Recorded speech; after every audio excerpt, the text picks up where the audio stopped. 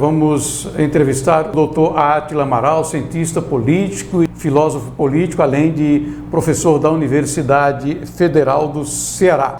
Como é que o senhor avalia a eleição do presidente eleito Javier Milei, que é conservador, liberal, de direita? O que é que isso representa para a Argentina em particular e também aqui para a América Latina?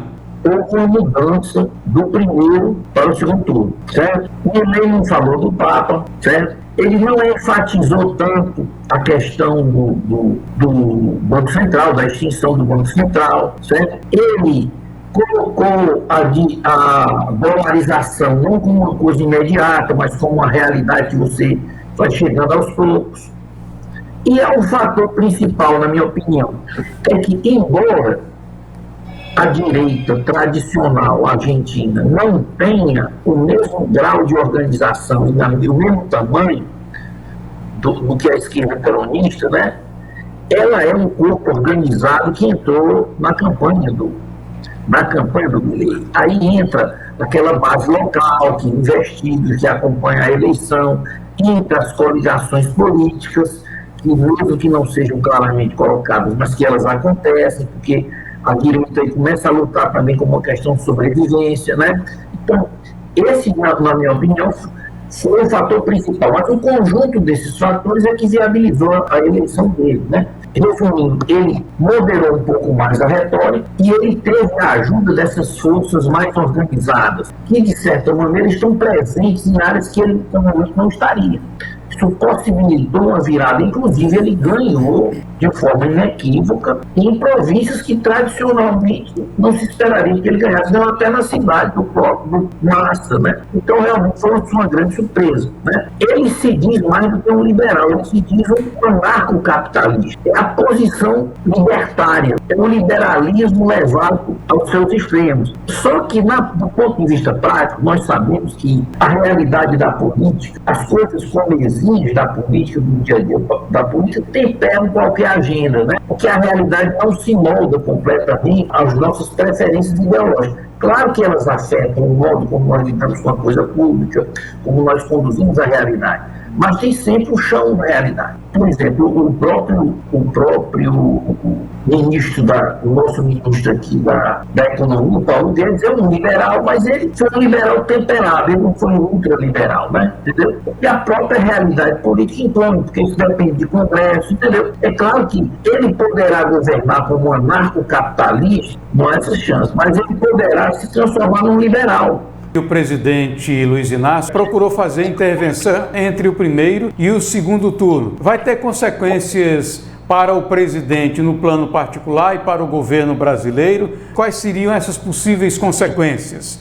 Ele vai ficar numa situação que é menos favorável para ele do que a situação anterior. Exatamente como ele vai ficar vai depender dos reposicionamentos. Se nós temos expectativas, a gente tem que analisar isso. Nós lidamos com expectativas, sendo que às vezes a gente planeja uma coisa e acontece outra. Existe uma medida na realidade? Existe. O Macri. As políticas do Macri. O Macri adotou um programa liberal clássico que ele quis fazer de forma muito lenta.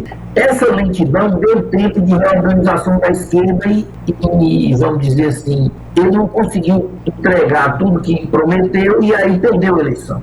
Ele sabe que ele vai ter que fazer as coisas de uma forma mais acelerada, porque ele precisa trazer esses bilhões de argentinos que estão no exterior. Não é bilhões de argentinos, não, é bilhões dos argentinos, né? A população da Argentina é 46 milhões, 45 é de São Paulo, do estado de São Paulo, né? Mas a elite argentina econômica, ela tem cerca de 300 milhões fora. Se eles trouxerem de volta para a Argentina, é um impacto gigantesco, mas ele não traz de volta só porque o Milei ganhou, não.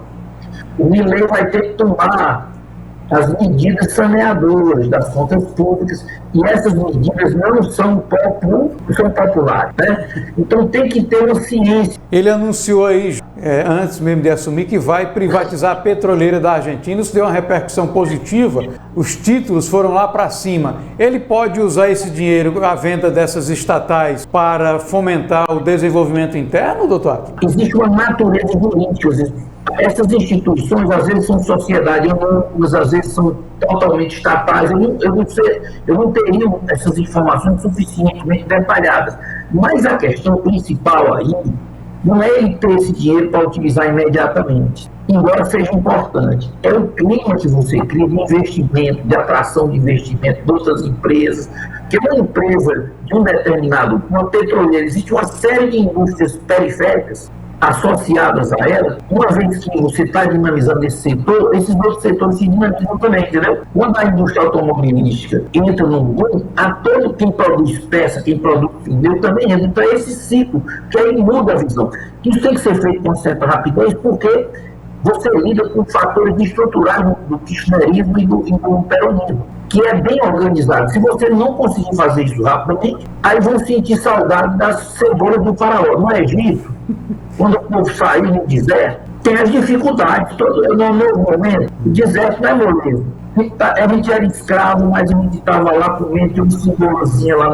Aí são as símbolos do faraó. O cara quer voltar para aquela situação de escravidão. Por quê? A liberdade tem seu preço. Você vai ter ajustes, vai ser. Para você conquistar o patamar, se isso não for feito com sabedoria, aí eu diria, se eu fosse conselheiro, não é que ele tem que tomar medidas drásticas, tá certo? Mas ele tem que saber balancear isso. E aí é onde entra o Macri. O Macri sabe das medidas que ele tomou que não foram suficientes.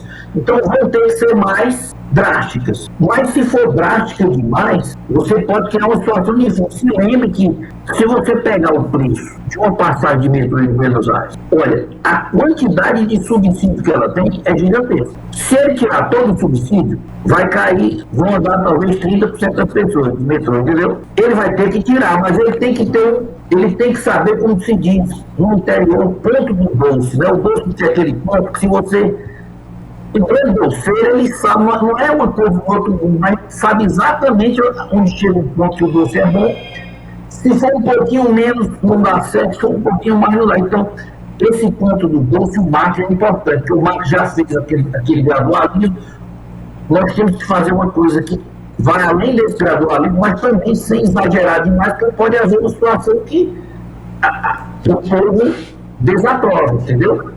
Agora, o momento dele fazer agora, que é quando você tem um grande capital político, entendeu? A propósito, ele, de acordo com o que o senhor certamente viu e as pessoas que acompanham também viram, ele é o presidente mais bem votado da história da Argentina, né? Isso, qual a importância que tem isso, doutor? É capital político. Tem uma importância grande. Isso significa que ele tem que aproveitar esse primeiro ano, esses primeiros 6 meses que há uma tolerância maior com o governo, para tomar essas medidas. Porque se ele não tomar logo, depois que ele já está ficando popular, ele não consegue mais. No plano mais da geopolítica, na entrevista anterior com o senhor aqui, a gente simulou um pouco esse cenário. A possível eleição do Milei na Argentina, e agora Donald Trump está disparado também lá na frente, com uma expectativa, pelo menos no momento, de retornar à Casa Branca. Aqui na América do Sul já tem Paraguai, Uruguai, o Equador e agora a Argentina. Nesse aspecto da geopolítica, quais os reflexos que isso podem ter no Brasil, especialmente se no ano que vem o presidente Donald Trump voltar para a Casa Branca? A volta do Donald Trump para a Casa Branca cria uma realidade bem diferente, porque a possibilidade de você ter relações internacionais muito fortes entre o próximo governo e o governo dos Estados Unidos seria gigantesco. Agora é preciso ter cuidado que é uma travessia. E ninguém pode contar com a situação já resolvida quando muitas coisas precisam ser enfrentadas. É preciso agir rápido, na medida certa, mas é preciso também ser estratégico. Tem momentos que você não pode ter uma luta aberta, não pode dizer tudo que você quer, você tem que ter uma certa disciplina. Eu recomendaria isso ao Milei. Agora, não que ele mudasse a ponto de perder suas características, dizendo que ele é um estilo diferente. Mas foi uma vitória muito expressiva, porque essas vitórias assim, elas normalmente representam uma mudança epocal. Não é só uma eleição, é uma época, é uma chave. Aquele modelo, não é que o peronismo perdeu totalmente a força e deixou de existir, não.